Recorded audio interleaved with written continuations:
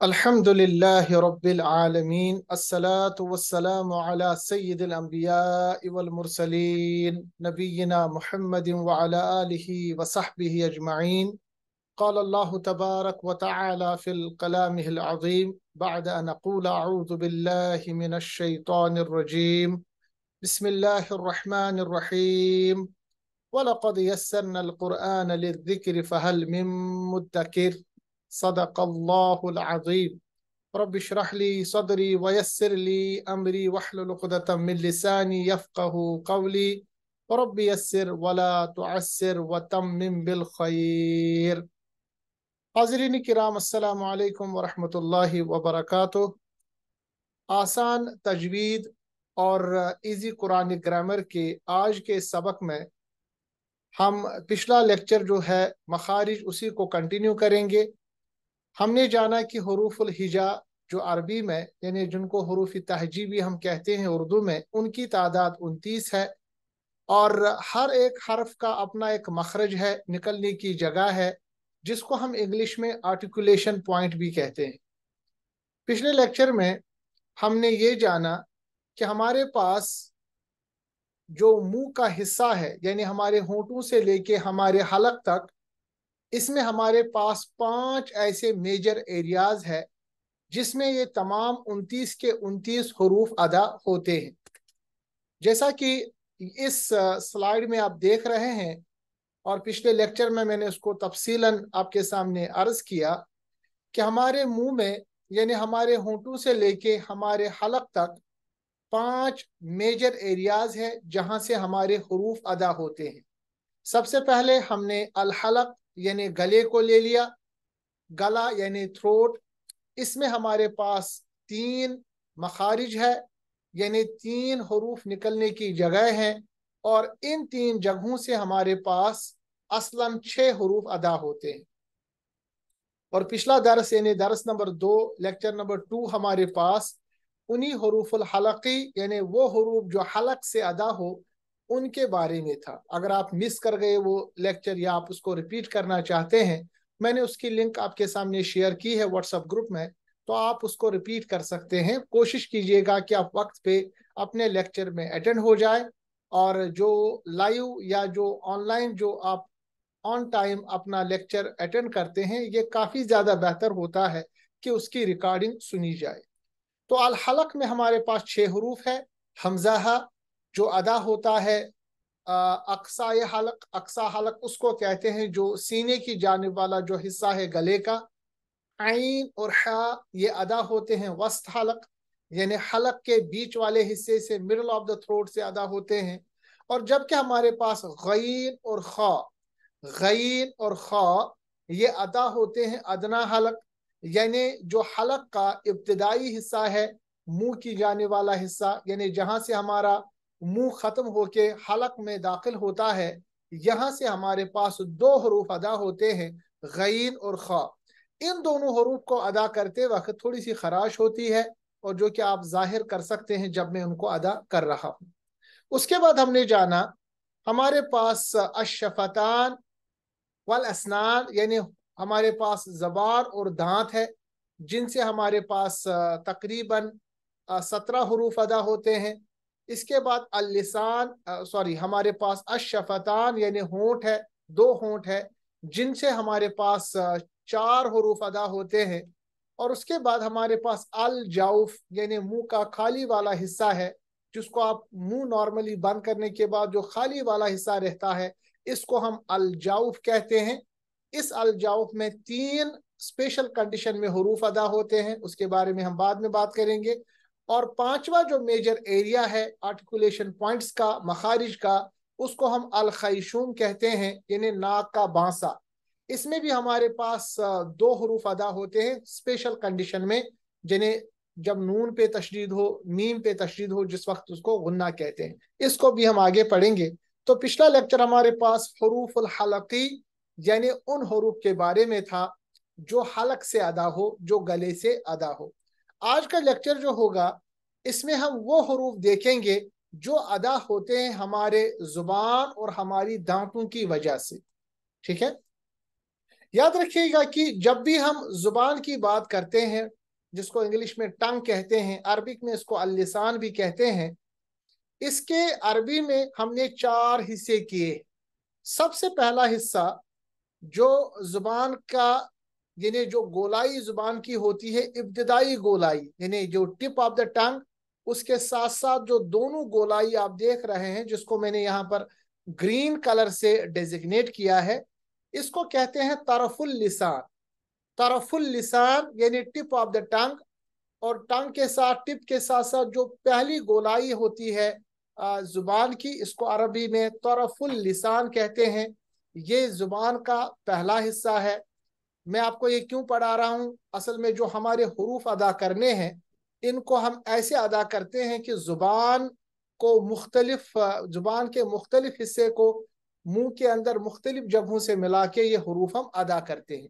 इसलिए आपको जुबान के ये चारों जो यानी सेक्शंस है, यानी जो हमारी टंग है, हमारी जो जुबान है, उसमें जो चारों हमारे पास हिस्से हैं, उनके बारे में आपको पहले इल्म होना चाहिए। तो पहला हिस्सा जिसके बारे में मैंने आपके सामने अर्ज किया, तरफुल लिसान, जिसको टिप ऑफ द टंग भी कहते हैं, जुबान का इब्तिदाई हिस्सा। इसके बाद है हाफतुल लिसान। हाफतुल लिसान का मतलब होता है जुबान के साइड्स, जुबान के एजेस, जैसे कि यहाँ पर मैंने डेजिग्नेट किया है ब्लू कलर से, इसको कहते हैं हाफतुल लिसान, द एज और साइड ऑफ द टंग। उसके बाद जुबान का दरमियानी हिस्सा, जैसे अगर हम जुबान खोलेंगे, ये जो जुबान का दरमियानी हिस्सा है, बीच वाला हिस्सा है, मेन पार्ट ऑफ द टंग है, इसको अरबिक में कहते हैं वसतुल लिसान, मिडल ऑफ द टंग। और फाइनली हमारे पास जुबान का आखिरी हिस्सा है, जो आपस में यानी जो जुड़ा हुआ है, जो जुबान का असल में जड़ है, इसको अरबी में कहते हैं अक्सल लिसान, यानी डीपेस्ट पार्ट ऑफ द टंग, यानी जुबान जहां से हमारे पास हलक में जुड़ी हुई है, हलक के करीब, उस एरिया को कहते हैं अक्सुल लिसान। तो आपने देखा कि हमारी जो जबान है मुंह में, उसको अरबी में अलग अलग नाम दिए गए हैं हिस्सों के हिसाब से। पहला हिस्सा जुबान की टंग, यानी जो टिप ऑफ द टंग, यानी जो जुबान की नोक जो कहलाता है, उसको हम कहते हैं तरफुल लिसान। उसके बाद हमारे पास एजेस है, यानी जुबान का जो किनारा है दोनों तरफ से, हाफतुल लिसान, edge side of the tongue. वसतुल लिसान जुबान का दरमियानी हिस्सा, बीच वाला हिस्सा। और जो आखिरी हिस्सा जुबान का है, इसको कहते हैं अक़सुल लिसान, यानी डीपेस्ट पार्ट ऑफ द टंग। तो ये 4 हिस्से आपको जुबान के बारे में पहले पता होने चाहिए। अब जुबान के बारे में 4 हिस्से अगर आपको पता चल गए, अब हम जानेंगे कि कौन सा हिस्सा किस तरह मिलाने के बाद हमारे पास जो हरूफ है, 17 हरूफ, क्योंकि मैक्सिमम हरूफ जो अदा होते हैं हमारे मुंह के अंदर से होते हैं, जिसमें जबान इन्वॉल्व है, जिसमें हमारे टीथ यानी हमारे दांत इन्वॉल्व है। अगर बीच में कोई सवाल किसी साहिब का होगा तो आप बीच में अपनी माइक को खोल सकते हैं, उस जगह के बारे में सवाल पूछ सकते हैं। पिछले लेक्चर में किसी साहब ने कहा था कि हमें थोड़ा टाइम मिलना चाहिए, हम इसके नोट्स बनाएं, वो भी नोट्स आप बना सकते हैं। अगर आप मुझे चाहते हैं थोड़ा और आहिस्ता पढ़ाना, यानी थोड़ा सा और टाइम इन चीज़ों में आपको दे दूं, तो मैं दे सकता हूं। तो कोई भी चीज़ अगर आपके सामने हो, ये इंटरेक्टिव सेशन हमारा है, तो आप बीच में अपनी माइक खोल के मुझे इंटरप्ट कर सकते हैं, मैं आपको बता सकता हूं कि इसका मतलब क्या होगा। अब हम देखेंगे कि जो हमारे जुबान के मुख्तलिफ हिस्से ऊपर या नीचे अदा करने से हमारे कौन कौन से हरूफ अदा होते हैं। तो सबसे पहले हर्फ जो हमारे जुबान से अदा होता है, उसको कहते हैं कौफ। अब देखिए कैसे मैंने उसको अदा किया। कौफ, एक तो मैंने होंठों को गोल किया, और दूसरा मैंने पढ़ते वक्त जरा आवाज मोटी रखी, कौफ, कौफ। ये कैसे अदा होता है, जब आप जुबान का आखिरी हिस्सा, वापस हम जाएंगे, यानी अक्सुल लिसान, deepest part of the tongue जो है, उसको जब आप अपने सॉफ्ट प्लेट, सॉफ्ट प्लेट कहते हैं इंग्लिश में, यानी अपनी जबान में सॉफ्ट प्लेट कहते हैं, कि जो हमारा जो ऊपरा जबड़ा है ना, एक तो होता है ऊपर के दांत, इसी तरह जो ऊपर के दांतों के साथ साथ हमारे पास जबड़ा है, उस जबड़े का आखिरी हिस्सा, उसके साथ जब जबान की जड़ यानी जबान का अक्सुल लिसान ऊपर की तरफ मिल जाता है, तो ऐसे अदा होता है हमारे पास कौफ, कौफ। यानी जिसको हम कहते हैं कौफ अदा करते वक्त जबान की जो जड़ है, यानी जो रूट ऑफ द टंग है, उसको आप सॉफ्ट प्लेट यानी ऊपर की तरफ मिलाएंगे। जो जड़ का बिल्कुल ऊपर वाला हिस्सा है, जो सॉफ्ट प्लेट होता है, सॉफ्ट एरिया होता है, उसके साथ जब ये जबान का आखिरी हिस्सा मिल जाता है तो हमारे पास अदा होता है कौफ। कौफ इसको कहते हैं कौफ। कौफ याद रखिएगा, कौफ इसको कहते हैं। यानी जुबान का जड़, जैसे यहाँ पर आप पिक्चर में देख सकते हैं, जुबान का जो जड़ है ये मिलता है ऊपर वाले तालू के साथ, यानी जो हमारे पास ऊपर वाला सॉफ्ट प्लेट होता है उसके साथ कौफ अदा होता है। वैसे इसको पढ़ेंगे जैसे कौफ जबर कौ, आप इसको दोहरा सकते हैं। कौफ जबर कौ, ऐसे पढ़ेंगे कौल। कौल यानी कौफ पढ़ते वक्त होंठों को आप गोल कीजिएगा। ठीक है, कौफ के ऊपर बहुत सारे सिफात अदा होते हैं। अभी हम सिफात के ऊपर बात नहीं कर रहे हैं, अभी सिर्फ हम मखरज के ऊपर बात कर रहे हैं कि कौफ का मखरज का, यानी कौफ कैसे अदा होता है। तो जुबान का जड़ जब ऊपर की तरफ हम मिलाएंगे, ऊपर सॉफ्ट प्लेट की तरफ मिलाएंगे तो कौफ अदा होता है। कौला, कौफ जेर कई, मकसूर, मकसूर मतलब जेर के साथ, कौफ जेर कई कई। अब देखिए, जब भी कौफ के ऊपर जबर या पेश होगा तो कौफ मजीद मोटा होगा। अगर कौफ के नीचे जेर होगी, कौफ फिर भी मोटा होगा मगर मोटाई में थोड़ी सी फर्क आएगी। जैसे हमने पढ़ा कौ, इसको पढ़ेंगे कई कई कई। अब ये होंठ पूरी तरफ से गोल नहीं होंगे क्योंकि जेर है ना, जेर जो है किसी भी हर्फ को थोड़ा सा नीचे करती है। कई कैसे पढ़ेंगे, कईला कईला। इसी तरह कौफ पेश कु, कैसे पढ़ेंगे, कुल। हम पढ़ते हैं ना कुल हुवल्लाहु अहद, कौफ को मोटा पढ़िएगा, होंठों को गोल कीजिएगा। कुल कुल। देखिए, अगर आपने कुल कहा, कुल का मतलब होता है कह दीजिए। जैसे हम पढ़ते हैं ना कुल हुवल्लाहु अहद, आप कह दीजिए। रसूलुल्लाह सल्लल्लाहु अलैहि वसल्लम को फरमाया गया है कुरान में अल्लाह की तरफ से, आप कह दीजिए हुवल्लाहु अहद, वो अल्लाह जो है वो एक है। हम जो अपनी जबान में इसको पढ़ते हैं, हम पढ़ते हैं कुल, सिंपल अंदाज में कुल, जैसे मैंने अदा किया ना। असल में पढ़ना कैसे है, कुल कुल, मगर हम पढ़ते कैसे हैं, कुल। ये जो कुल है ना, ये कौफ से नहीं कैफ से अदा होता है, जिसको हम उर्दू में कीफ कहते हैं। उसका मतलब होता है खाइए। कुल से मतलब होता है खाइए। अब देखिए, अब अगर हम कहीं पढ़ेंगे कुल हुवल्लाहु अहद, ए नबी सल्लल्लाहु अलैहि वसल्लम आप फरमाइए कि वो अल्लाह एक है। ठीक है, अगर किसी ने कौफ के बजाय नॉर्मल तरीके से पढ़ा कुल हुवल्लाहु अहद, तो उसका तर्जुमा क्या होगा कि आप खाइए। आप खाइए, खाना, खाने की तरफ, कुल का मतलब होता है खाना, हुक्म। कुल आप खाइए, कुल का मतलब होता है आप कहिए, आप फरमाइए, और कुल का मतलब होता है आप खाइए। अब कैसे, दोनों हमें उर्दू में सेम लगता है, मगर अरबिक में कौफ पढ़ते वक्त होंठों को आप गोल कीजिए और आवाज मोटी कीजिए। कैसे मोटी होगी, जब आप तालू, जो जबान का जो जड़ है उसको ऊपर की तरफ आप मिलाएंगे। कुल कुल। ठीक है, कुल नहीं, कुल अलग चीज है, यह है कुल कुल। ठीक है, थोड़ा सा जो आप उसको महसूस भी कर पाएंगे जब आप अपनी जबान की जड़ को तालु की तरफ से मिलाते हैं। देखिए, अरबिक में कुछ हरूफ पे काफी मेहनत करनी है। जैसे मैंने आपको पिछले लेक्चर में बताया, आइन और हा, इस पे हमें मेहनत करनी है। और कुछ हरूफ नॉर्मली अदा होते हैं, उन पे ज्यादा मेहनत की जरूरत नहीं। जैसे हमजाहा, हमजाहा बिल्कुल अदा होता है, कोई मेहनत नहीं। ठीक है, कुछ ही हरूफ पे आपको थोड़ी सी मेहनत करनी है, जिसमें कौफ भी शामिल है। अगर आपको मखरज याद हो गया और आप मखरज की तरफ इसको अदा करेंगे तो एग्जैक्टली ऐसे ही अदा होगा। अब जब आप कौफ को साकिन बनाएंगे तो पढ़ेंगे अक। देखिए, हमेशा हम पढ़ते अक, अक नहीं पढ़ना। कौफ की आवाज जब जज्म के साथ हो, सुकून के साथ हो, तो आवाज रिबाउंड होती है, जिसको हम कहते हैं कलकला। आगे पढ़ेंगे इंशाल्लाह कलकला किसको कहते हैं, मगर अभी आप याद रखिएगा कि कौफ उन हरूफ में एक हर्फ है जिन पे जब जज्म आए तो उसकी आवाज, जो कौफ की आवाज है, अपने मखरज से वापस आती है। जैसे रिबाउंड, जैसे टेनिस बॉल आप किसी दीवार की तरफ मारिए, वो दीवार के इन्हें टच होने के बाद आपकी तरफ वापस आती है, रिबाउंड होती है।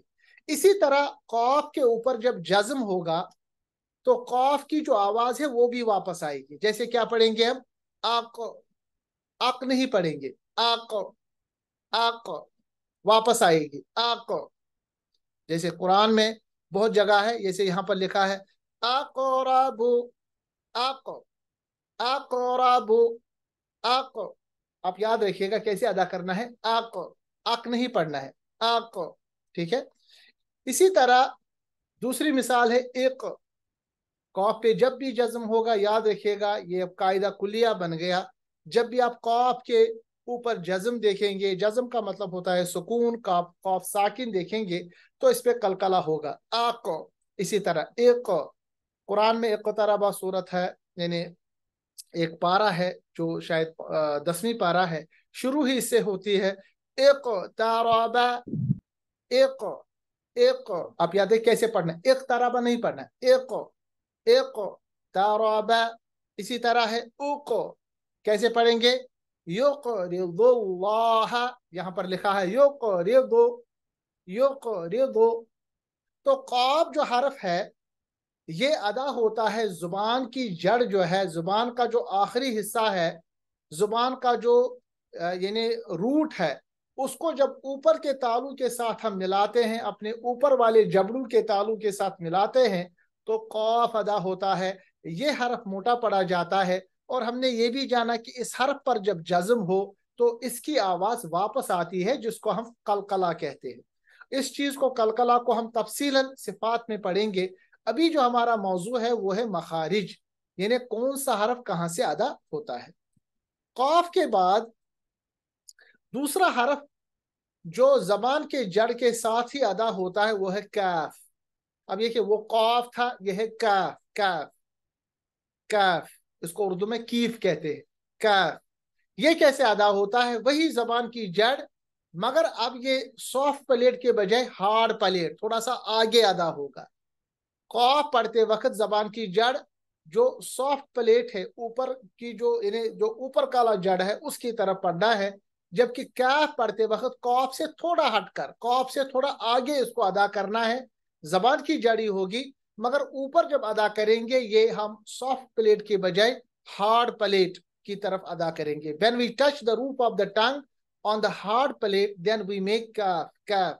इसको कौफ मत पढ़िए, इसको पढ़िएगा कैफ, कैफ। ये भी जबान की जड़ से अदा होगा, मगर ऊपर जो हमारे पास दो प्लेट्स है, आखिर में हमारे पास सॉफ्ट प्लेट है, उससे पहले हमारे पास यानी आगे की तरफ हमारे पास हार्ड प्लेट है, उससे ये अदा होता है कैफ।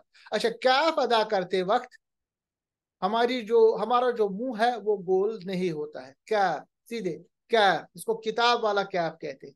इसमें कोई मेहनत नहीं है, बहुत आसानी से अदा होता है। जैसे कुल मैंने आपको बताया, खाइए, वो असल में इसी कैफ के साथ है। कैसे इसको पढ़ेंगे, का, कताबा, की, किताबुन, नॉर्मल। इसी तरह कु, कुतीबा।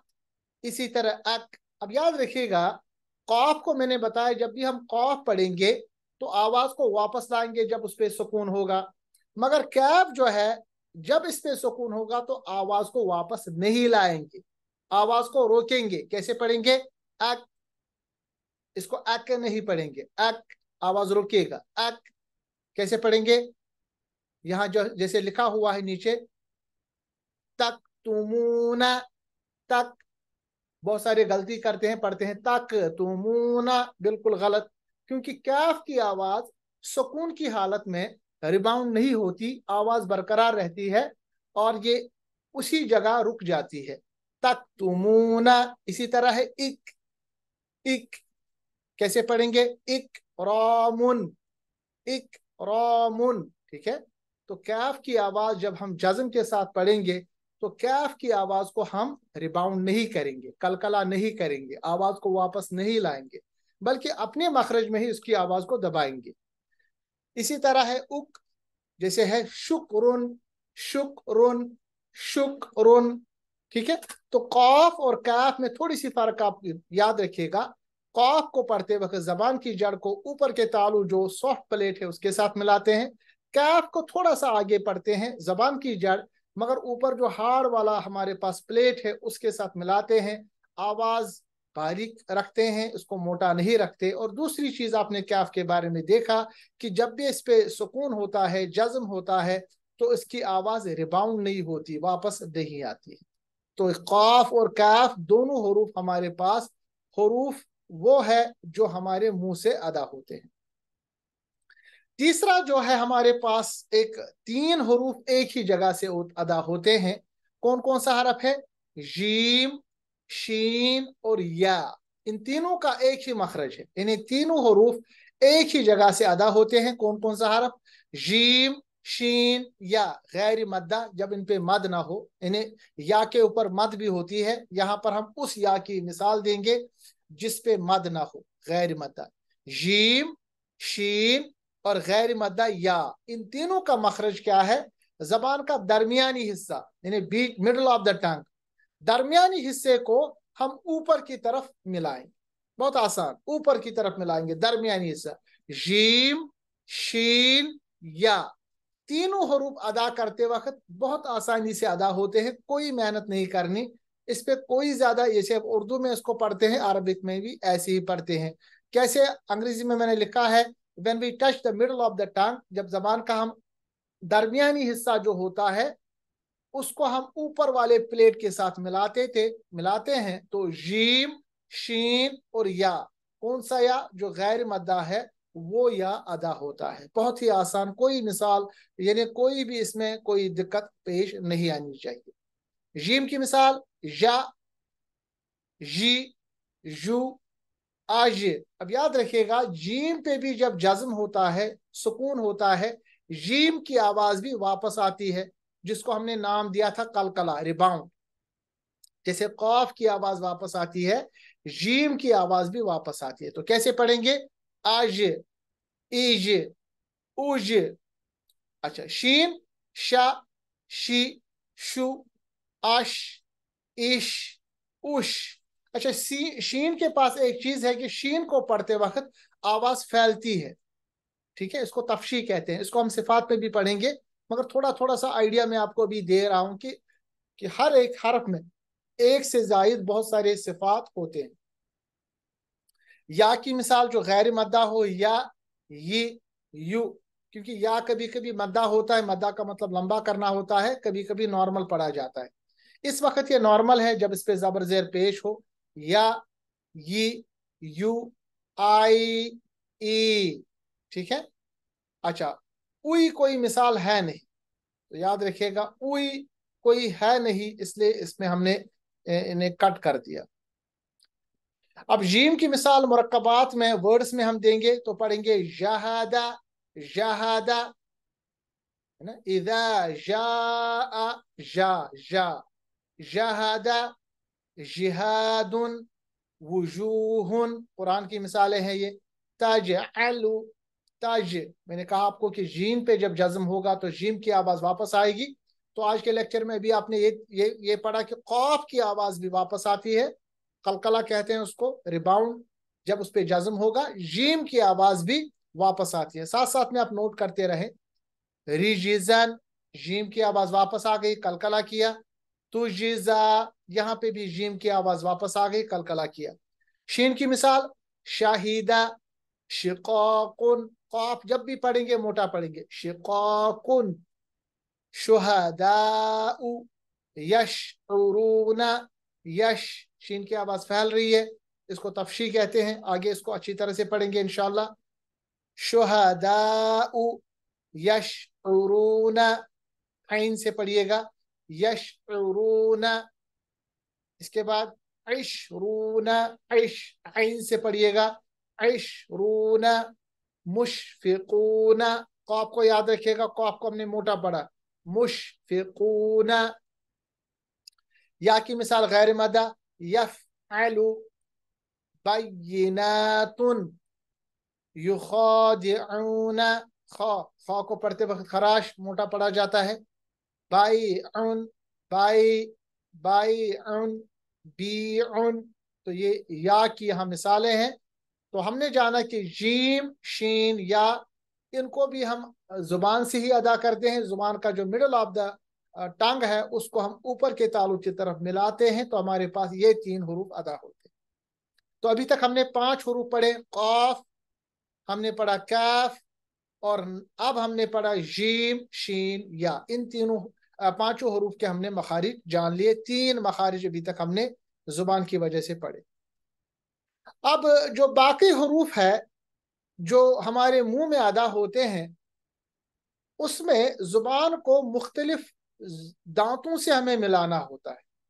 तो जिस तरह हमारे पास जुबान के अलग अलग हिस्सों के नाम है, इसी तरह हमारे पास दांतों के भी नाम है। ठीक है, मैं आपको डेंटिस्ट्री नहीं पढ़ा रहा हूं, मगर आपको ये पढ़ना पड़ेगा, समझना पड़ेगा, क्योंकि जब मैं आपको कल बताऊंगा कि जुबान का ये हिस्सा इस दांत से मिलाएंगे तो वो दांत का नाम भी आपको याद होना चाहिए। अदरवाइज मैं कैसे आपको बताऊंगा कि कौन सा दांत किससे किससे मिलाते हैं। तो ये याद रखना हमारे पास जरूरी है। तो दांतों के नाम में आप याद रखिएगा, हमारे पास नॉर्मल इंसान में 32 दांत होते हैं। जो अडल्ट बच्चा है, लड़का लड़की, उसमें 32 दांत मैक्सिमम होते हैं।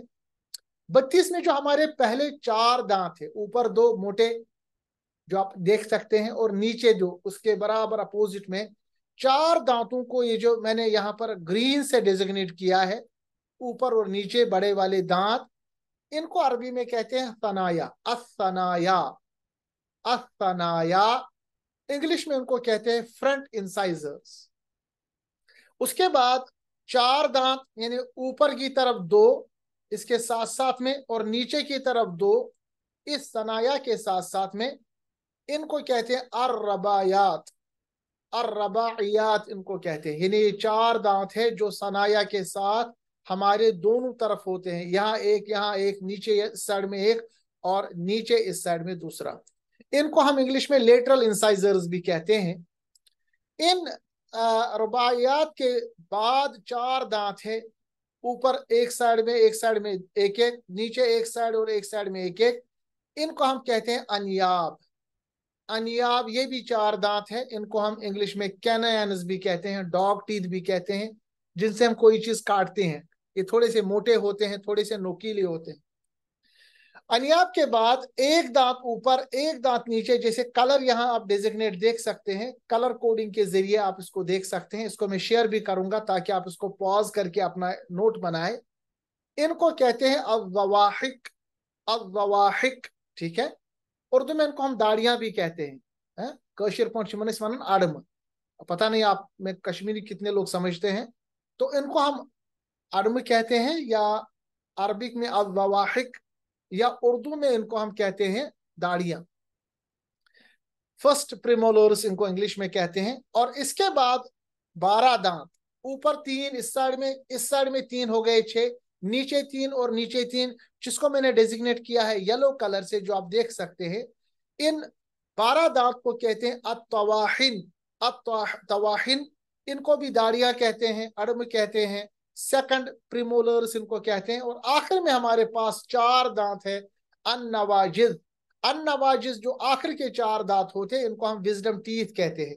ये सबके पास नहीं होते। ठीक है, सबके पास नहीं होते हैं। तो जिनके पास नवाजिज नहीं होते, उनमें सिर्फ 28 दांत ही होते हैं, 32 दांत नहीं होते। और याद रखिएगा, नवाजिज से जुबान जुबान का कोई भी हिस्सा नवाजिज से मिलने के साथ कोई भी हर्फ अदा नहीं होता। मगर हम चूंकि दांतों के नाम याद रख रहे हैं, तो इन चारों को भी आप याद रखिएगा, इनको कहते हैं अन्नवाजिज। ठीक है, तो सनाया हमारे पास 4 दांत, उसके बाद ऊपर नीचे हमारे पास 2 2 दांत, अनियाब, सॉरी अर्रबाइयात। उसके बाद अर्रबाइयात के बाद 2 2 दांत ऊपर, 2 दांत नीचे, 4 दांत टोटल में अल अनियाब कहलाते हैं। उसके बाद ज़वाहिक, ज़वाहिक हमारे पास ऊपर 2 दांत, नीचे 2 दांत, दोनों साइड से, उसको कहते हैं अज़वाहिक। उसके बाद अत्तवाहिन, यानी हमारे पास जो दाढ़ियां हैं, 3 ऊपर, इस साइड में 3 ऊपर 6, नीचे भी उसी तरह उसके मध्य मुकाबल, उसको तवाहिन कहते हैं। और आखिर के 4 दांत हमारे पास अन्नवाजिद कहलाते हैं। ये 4 हमारे पास 32 दांतों का पूरा खाका हो गया। अब इसको मैंने आपके सामने पढ़ा। अब ये पढ़ने का क्या मतलब है, यहाँ पे आपके सामने एक हर्फ को पढ़ूंगा, क्योंकि मुझे नहीं लग रहा कि पूरा लेक्चर आज क्लियर करेंगे। तो इसको मैं आपके सामने यहां तक पढ़ाता हूं। एक हर्फ पढ़ते उसको कहते हैं गौद। याद रखिएगा, बहुत सारे लोग इसको ज़ाद भी कहते हैं, वो भी सही है, मगर ज़ाद के बेहतर जो अरबी में प्रोनाउंसिएशन है वो है ज़ाद। ज़ाद कैसे पढ़ाया जाता है?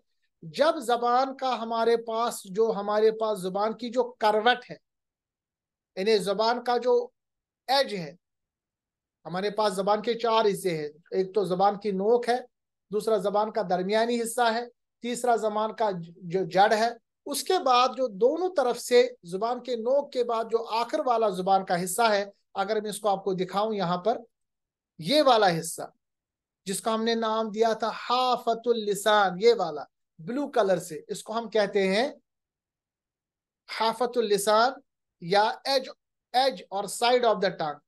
इसी साइड ऑफ द टंग को जब आप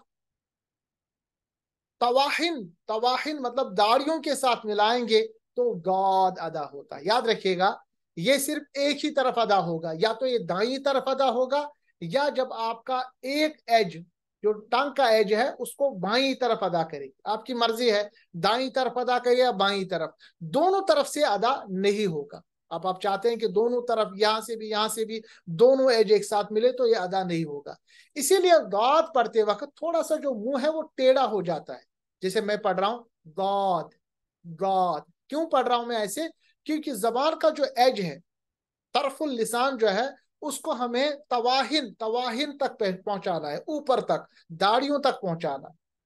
और इसको आप एक ही साइड में अदा कर सकते हैं। दाद पढ़ना थोड़ा मुश्किल है अरबी में, जैसे हम आम जबान में दाद दाल की तरह पढ़ते हैं, इसको थोड़ा सा मोटा अदा करना है और लंबा हर्फ है, जैसे गा, गाराबा, वी और वी, वी। अब देखिए मैं अपने जो मोड़ होंठ है थोड़ा सा टेढ़ा हो रहा है, और वी, वी। इसके बाद वू, वूरीबत, वूरीबत, वूरीबत। इसी तरह अब दौद की आवाज को भी आपको रिबाउंड नहीं करना, रोकना है। कैसे पढ़ेंगे? अब जैसे या रिबू, या रिबू। इसी तरह इद रिब, इद रिब या इद रिबू। इसके बाद उब, मुद, इफूना, मुद, मुद। एक साइड में कोशिश कीजिएगा, राइट और लेफ्ट दोनों में से एक साइड, मेरे लिए आसानी है राइट में पढ़ना, तो मैं राइट में इसको अदा कर रहा हूँ। दौद पे काफी ज्यादा आपको मेहनत करनी है, मशक्कत करनी है। तो इस तरह अभी आज के लेक्चर में हमने 5 हरूफ को अदा किया। सबसे पहले कौफ, उसके बाद कैफ, उसके बाद जीम शीन या का एक ही मखरज है, उसके बाद आज हमने रौद पढ़ा जिसका मखरज है जबान का जो एज है जिसको तरफुल लिसान कहते हैं, और तवाहिन के जड़ के साथ, यानी ऊपर के जो दाढ़ियां हैं उनके साथ मिलाते हैं। या तो ये राइट साइड में अदा होगा या लेफ्ट साइड में, दोनों साइड में एक साथ अदा नहीं होगा। तो आज का लेक्चर यहीं पे एंड करते हैं। अगर किसी साथी को कोई सवाल है तो अपनी माइक खोल सकता है, वो बता सकता है, या कोई सजेशन है कि मजीद इसको कैसे बेहतर किया जाए तो आप मुझे बता सकते हैं, चैट बॉक्स में भी लिख सकते हैं। अभी हमारे पास 2 मिनट है, मैं आपके सवाल सुनना चाह रहा हूं। अगर किसी के पास सवाल है, कोई सजेशन है तो आप बताएं। 2 मिनट के अंदर अंदर, उसके बाद हमारा ये सेशन जो आज का है वो एंड होगा, और अगला लेक्चर हमारे पास फिर ट्यूसडे में इंशाल्लाह होगा। अगर किसी साथी को, किसी बहन को कोई सवाल है तो आप वो बता सकते हैं। उसके बाद ये लेक्चर जो है हमारे यूट्यूब चैनल पे भी अपलोड होगा, और उसको, इसकी लिंक जो है वो मैं व्हाट्सएप में भी शेयर करूंगा। मगर वो लोग जो ऑलरेडी ज्वाइन होते हैं क्लास में, उनके लिए फिर ये आसानी होती है, क्योंकि आपने लाइव सेशन देखा होता है, और आप कोशिश कीजिएगा कि हमेशा लाइव सेशन में ही ऐड होए। अगर किसी बहन को, किसी भाई को कोई सवाल है तो वो आप पूछ सकते हैं। अभी भी हमारे पास 1 मिनट, 1.5 मिनट के करीब। तो यहाँ पर मैंने एक आइडिया दिया है कि दौद जो है, ये जो जबान की जो करवट है, इसको कैसे हम दाढ़ियों के साथ मिलाते हैं।